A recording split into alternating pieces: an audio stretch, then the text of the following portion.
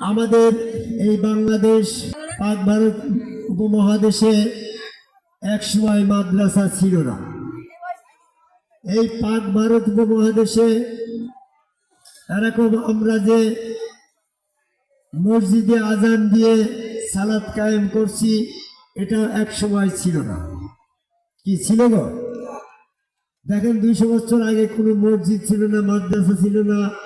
আজান দিয়ে জামাতের সাথে নামাজ পড়তে হবে, টুপি পাগড়ি জুব্বা মোজ কাটিয়ে এরকম ঘুরে বেড়াতে হবে, ধর্মীয় লেবাস ধারণ করতে হবে, এরকম কোনো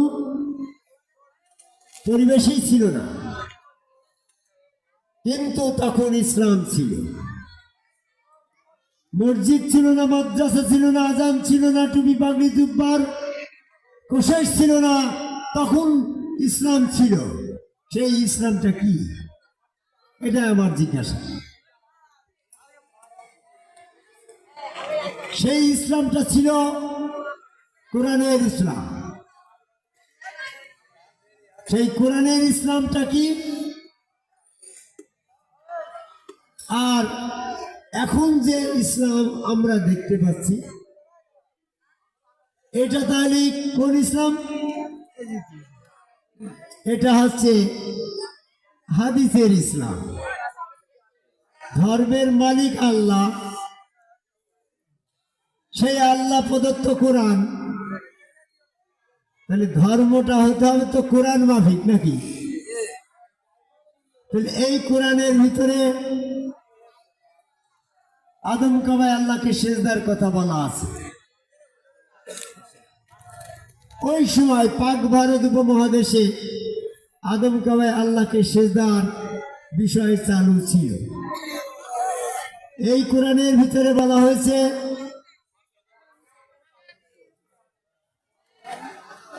জয় গুরু বলা যাবে।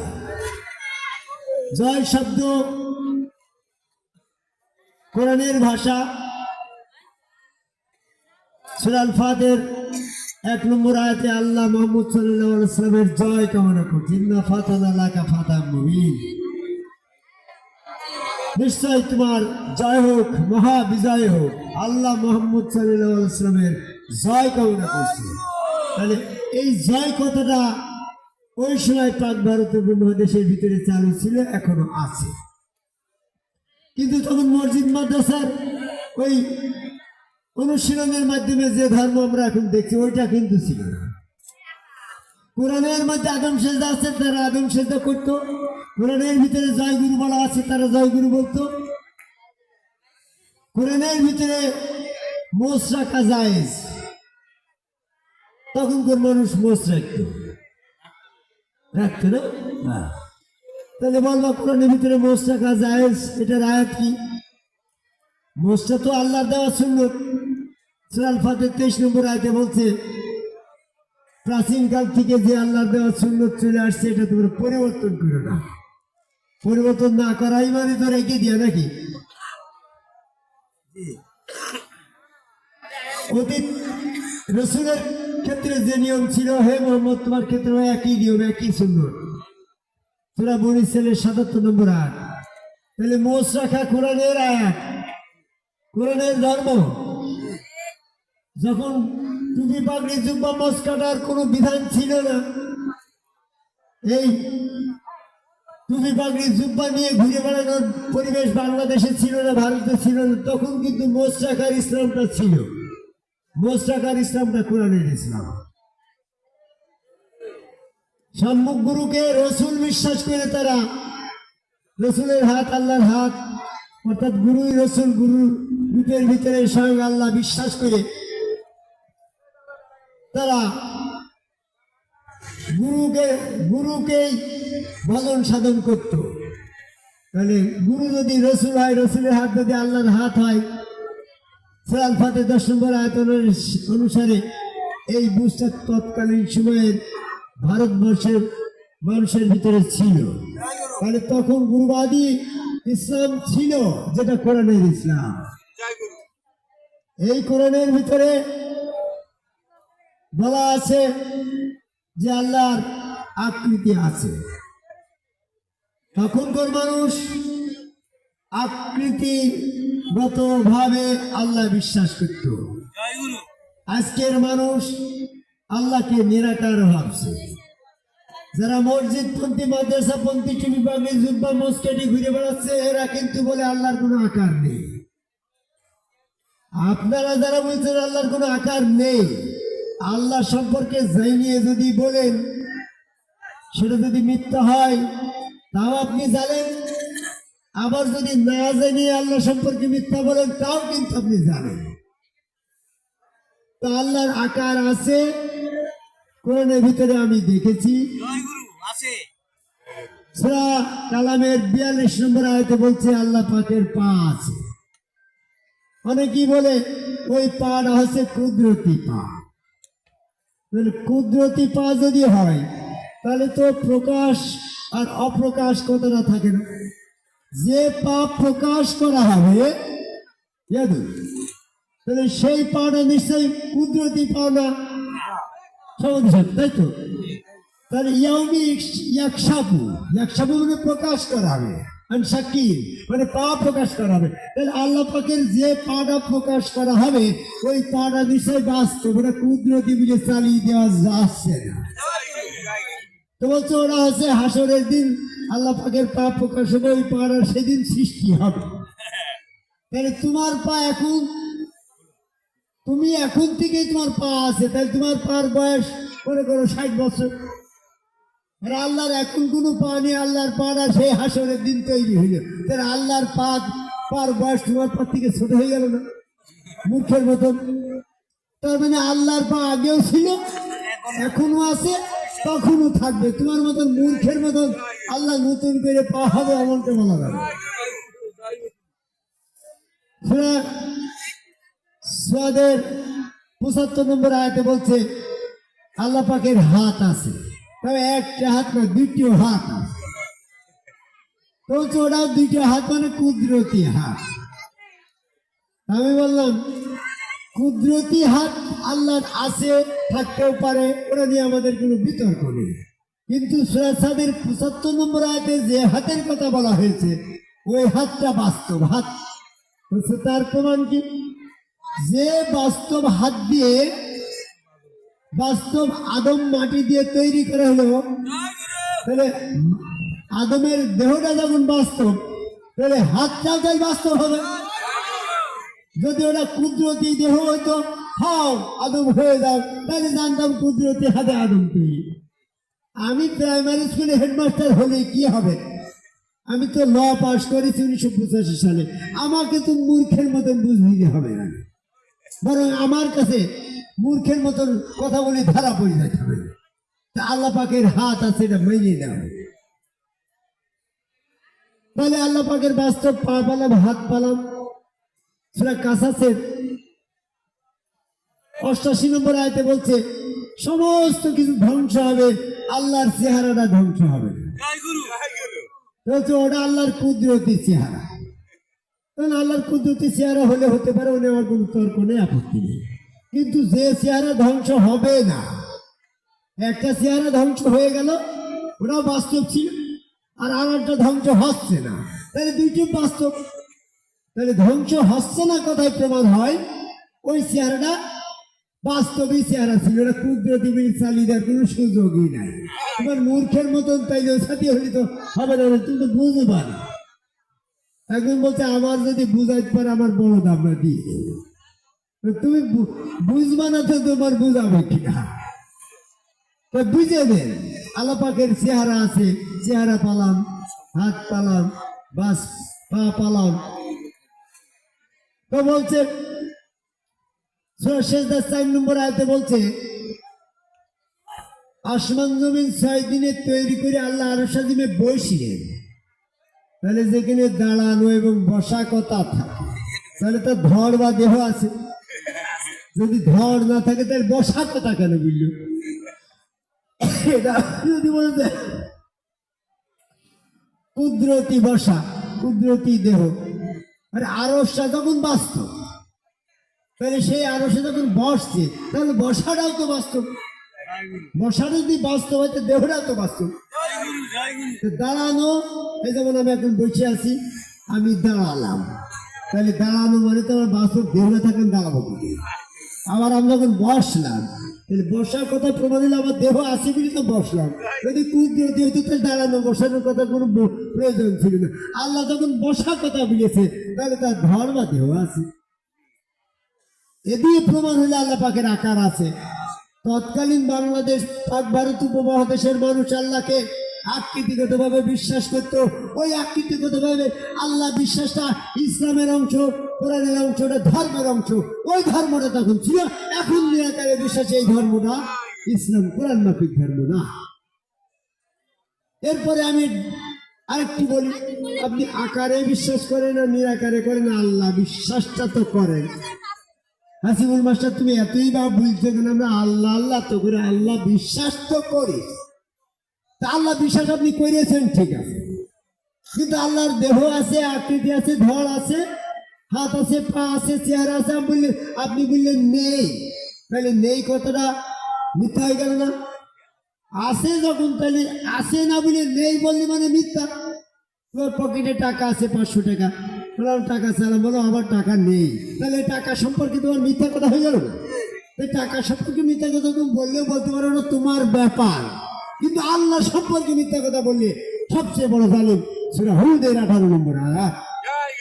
তাহলে দেখা যাচ্ছে বর্তমান জামাত ইসলাম, চরমোনা, ফুরফুরা, মানিকগঞ্জ, আটুরি, হিজবুত তাহরির, হেফাজত ইসলাম, কাদিয়ানী, টিপি বাগড়ি, জুব্বাধারা, যত চন্দ্রপাড়া, দেওয়ানবাগ ইত্যাদি বলছে আল্লাহর কোনো আকার নেই। এরা সব আল্লাহ সম্পর্কে মিথ্যা রক্ষারী, এরাই সবচেয়ে বড় জালেম। এই আল্লাহ সম্পর্কে মিথ্যার সূচনা হচ্ছে মাদ্রাসা।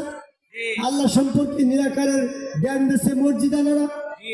এই মাদ্রাসা মসজিদ যখন ছিল না তখন বাংলাদেশে যে ধর্মটা ছিল সেই ধর্মটা হচ্ছে আকারে আল্লাহ বিশ্বাস করার ধর্ম, যেটা কিন্তু কোরআন মাফিক আল্লাহ বিশ্বাস। দেখেন, আমি যশোরের এক মসজিদে শুক্রবারের নামাজ পড়তে গেছি, তো সে সমস্ত আমার যে বই পড়ে পড়ে আয়াতগুলো সব বললো, বলছে হ্যাঁ আল্লাহর আকার আছে, আল্লাহ আরো সাদিনে হাইকি বাড়াচ্ছে। তো সে আল্লাহর আকার আল্লাহর মতো, এটা ধারণা কল্পনা অনুমানের ভিতরে আনা যাবে না। ওই যে এরকম তুমি মনে করে ফেলবে আল্লাহ এরকম আকার মনে হয়, এরকম মনে হয়, কথাটা বলা যাবে না। আল্লাহর আকার আছে, তবে আল্লাহর আকার কারোর সাথে উপমা দেওয়া যাবে না। তাহলে দেখেন, আপনি আল্লাহকে যারা নিরাকার বলল তারা আল্লাহকে অস্বীকার করে কাফের হয়ে গেল। আপনি আল্লাহ পাকের আকার স্বীকার করে ওটা ধারণা কল্পনা অনুমানে আনা যাবে না বা দেখা যাবে না, এই কথাগুলি আপনি শিরক করলেন। বলছে কেরকম শিরক হইল? তা আপনি যখন আরশাদিমে আল্লাহ আকার নিয়ে হেঁটে বেড়াচ্ছে, মনে মনে বিশ্বাস করে নিয়েছেন, কঠিন বিশ্বাস নাকি?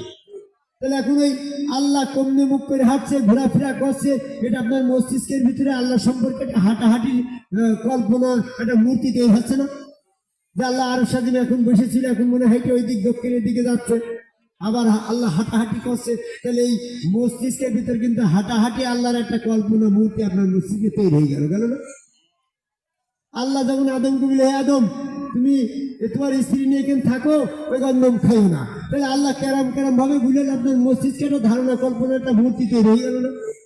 তাই আল্লাহ সম্পর্কে ধারণা কল্পনা অনুমানের এই মূর্তিটা এটা শিরক হচ্ছে। কেন শিরক হচ্ছে?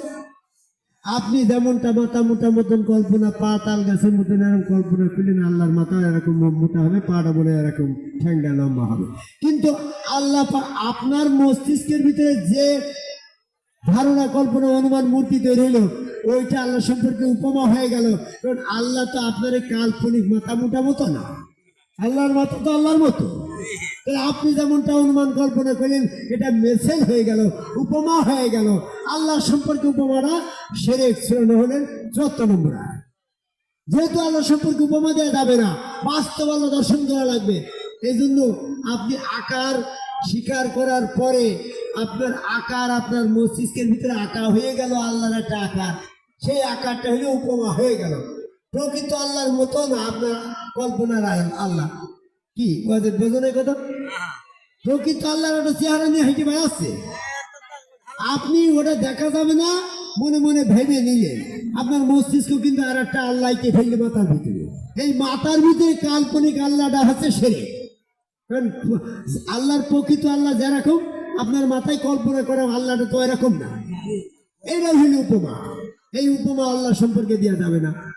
এই জন্য আল্লাহ সম্পর্কে ধারণা, কল্পনা, অনুমান মোটেও গ্রহণযোগ্য নয়। সূরা ইউনূসের 36 নম্বর আয়াত। তাই তৎকালীন পাক ভারত উপমহাদেশে আকৃতিগতভাবে আল্লাহ বিশ্বাসটা ছিল, এখন প্রচলিত মাদ্রাসা পন্থীদের ভিতরে নাই। তাহলে প্রচলিত মাদ্রাসা পন্থীরা হচ্ছে হাদিসপন্থী, এজিদপন্থী, আর পাক ভারত উপমহাদেশে মাদ্রাসার আগে যে ইসলাম ছিল ওটা হচ্ছে কোরআন মাফিক ইসলাম। একজন বলতে বুঝলাম আল্লাহর মতো, তুমি আল্লাহকে কল্পনা করো না, তুমি দেখবা কিভাবে? তা বললাম যে এই লূত আলাইহিস সালামের সাথে ফেরেশতা এসে, আমরা নাই কোনদিন আল্লাহ দেখিনি, নাই বা দেখলাম, কিন্তু লূত আলাইহিস সালামের কাছে যে ফেরেশতা দুটো আসলো তারা তো আনুষ্ঠানিক আল্লাহ দেখে এসে এই দুনিয়াতে এসে কি বলতে জানো? তো বলছে দুইটা ফেরেশতা, এক ফেরেশতা নাকি দুইটা ফেরেশতা এসে বলা বলি করছে যে এই মানুষ দেখি সব আল্লাহর মতো, ব্যাপার কি?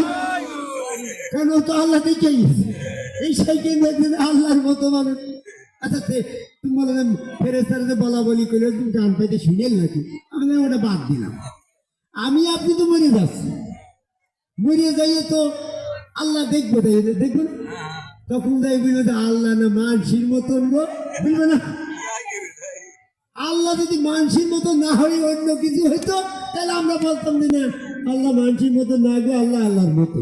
কিন্তু আল্লাহ তো মানসির মতো, কারণ আল্লাহ বলছে আমার নিজ স্রোতে সমান সমান করে মানুষ তৈরি করেছে। তাই আল্লাহর আয়াত দিয়ে তোমাকে বুঝে নিতে হবে, তার আকৃতি। তাহলে আল্লাহ মানসির মতন, এই মানুষটা মানুষের মতো, মানুষের ভিতর থেকেই তো একটা রসুল আসছে নাকি? সূরা আল ফাতিহা 10 নম্বর আয়াতে বলছে রসুলের হাত আল্লাহর হাত। রসুলের হাত যদি আল্লাহর হাত হয় তো রসুলের পাটা কার পা হবে? আল্লাহর পা। রসুলের মাথাটা কার মাথা হবে? তাহলে রসুলের ধড় বা দেহটা কার ধড় হবে? তাহলে এখন রসুলকে দেখলে আল্লাহ দেখা হয়। এই রসুলকে, রসুলের সাক্ষাৎ ঘটলে ওটা আল্লাহর সাক্ষাৎ হয়। এই বিশ্বাস যার নাই সে আল্লাহর সাক্ষাৎই অস্বীকার করে। আর আল্লাহ পাকের সাক্ষাৎ অস্বীকারী এবং কোরআনের আয়াত অস্বীকারী কর্মফল বিনষ্ট হবে। সূরা কাফির 105 নম্বর আয়াত। কাজে বর্তমান সমাজের মানুষ মাদ্রাসাপন্থী, মসজিদপন্থী, মাদ্রাসাপন্থীরা এই রসুল স্রোতে আল্লাহর সাক্ষাৎ অস্বীকারী, এটা এখন আছে। কিন্তু ভারতবর্ষের মাদ্রাসার আগে, মসজিদের আগে যে ইসলাম ছিল তারা মানব স্রোতে, রসুল স্রোতে আল্লাহর সাক্ষাতে বিশ্বাসী ছিল। তাহলে আমাদের প্রচলিত মাদ্রাসাপন্থীর ইসলামটা হচ্ছে এজিদ ইসলাম, এটা নতুন করে সৃষ্টি হয়েছে। আর আল্লাহ ধর্ম হচ্ছে কোরআনের ইসলাম, যেটা পৃথিবীর সমস্ত জায়গায় আছে। তাই পৃথিবীর সমস্ত জায়গায় যে ইসলাম, সেই ইসলামটা বর্তমানে আমাদেরকে খুঁজে বের করে নিতে হবে। আদম থেকে সেই ইসলাম শুরু হয়েছে, সেটা হচ্ছে আদম কবে আল্লাহকে সেজদার ধর্ম। সেই আদম কবে আল্লাহকে সেজদার ধর্মটা আদম বংশধর জেনে গেছে, আদম সেজদার ধর্মটা সেই দিকে সেই জনপদে পৌঁছে গেছে। এই জন্য প্রচলিত ইসলামের শরীয়ত বলতে যেটা বোঝাচ্ছে তার জন্ম কত সালে, আর ইসলাম ধর্মের জন্ম কত সালে? ইসলাম ধর্মের জন্ম হচ্ছে বেহেশতের ভিতরে যখন আদম আলাইহিস সালামকে তৈরি করে সেজদা দিতে বলা হইল, এই সেজদা না করে ইবলিস কাফের হয়ে গেল। তাহলে ধর্ম এবং অধর্ম শুরু হইলো আদম সেজদা করা না করার থেকে। তাই বর্তমান সমাজে আমরা যারা আদম কবে সেজদা করছি, এরা ফুলদারি মোসাইকে জয় গুরু বলে এরকম ভাবে গুরুবাদী ধারার ভিতরে আছি। এটাই আমরা কোরআনের ইসলাম, আল্লাহর পছন্দের ইসলাম, আদি ধর্ম ভারতবর্ষের ইসলাম। আর তোমরা যারা নতুন মাদ্রাসার পন্থী হয়েছে সব এজিদ ইসলাম বর্জন করে আদম কবে সেজদাকারী একদম সম্মুখ রসুলের কাছে বায়াত গ্রহণ করে সেগুলি সেজদা ভক্তি দিয়ে শয়তান থেকে পবিত্র হয়ে রসুলের হাতে আল্লাহর হাত হয়ে ওই ছোট আল্লাহ দর্শন করে আল্লাহর সাক্ষাৎ স্বীকার করার আশা পোষণ ব্যক্ত করে আমার কথা শেষ হয়ে যায়।